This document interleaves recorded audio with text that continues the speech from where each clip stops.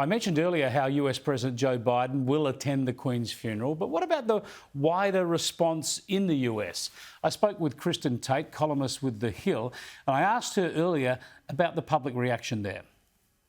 Of course, it's been overwhelming, Chris. First of all, thanks for having me on. Yes, it's been a very overwhelming week here. And once again, we see this split between, the actual public and their response to her passing, and then, these left-wing ideologues in the media that don't necessarily represent the views of the vast majority of people. I mean, what did the Queen represent? She represented traditionalism, dignity. She was a woman of God.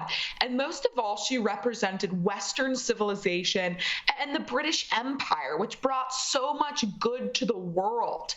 And so people here really mourned her passing because it's like the passing of an era.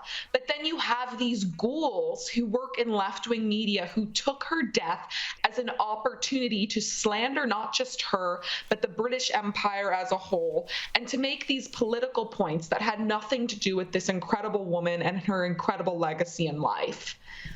Yeah, there's been plenty of that in Australia too, and we'll come back to that in a moment. But first up, let's have a listen to your President Joe Biden, who actually quoted the Queen when he was at a commemoration to the 21st anniversary of the 9/11 terror attacks. Have a look. I remember a message sent to the American people from Queen Elizabeth. It was on September 11.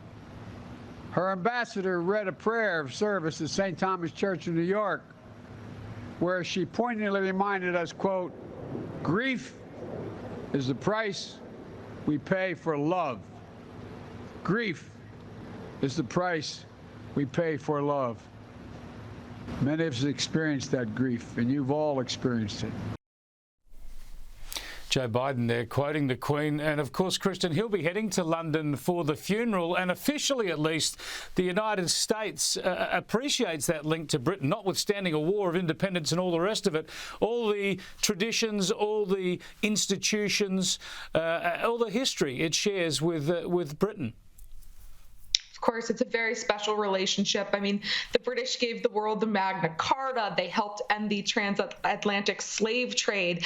They gave us free speech. They brought Protestant Christianity to the world. I mean, this is such a special relationship between our two nations, and I don't agree with President Joe Biden on so many things, but I'm glad that his administration is showing respect to this incredible woman upon her passing, and not using her death to make political points like so many others are right now.